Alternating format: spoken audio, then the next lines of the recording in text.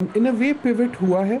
खदशा मेरे ख्याल में अभी भी रहना चाहिए ना वो, लेकिन बस ट्रंप साहब जो भी करेंगे वो ट्रंप साहब के लिए करेंगे, ठीक। और उनको करना भी वैसे ही चाहिए। ना सिर्फ अमेरिका के लिए करेंगे, वो ट्रंप साहब के लिए करेंगे। I am not saying this फैसिशियसली।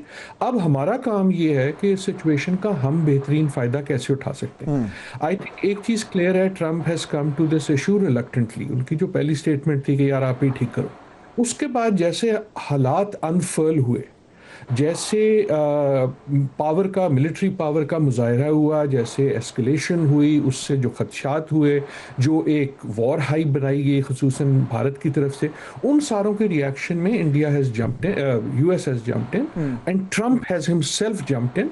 I think अब तो जो जंप इन हो गए हैं तो वो सीरियस हैं।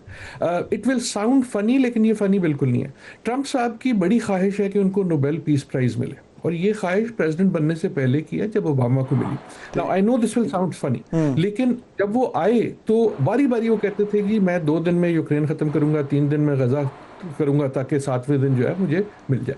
आई ऑनेस्टली बिलीव कि ही थिंक्स कि अगर वो कश्मीर के मसले को किसी तरह मूव करा देंगे या इंडिया पाकिस्तान को बेहतर करा देंगे, तो now that is his best bet, given के यूक्रेन और गजा कहाँ है।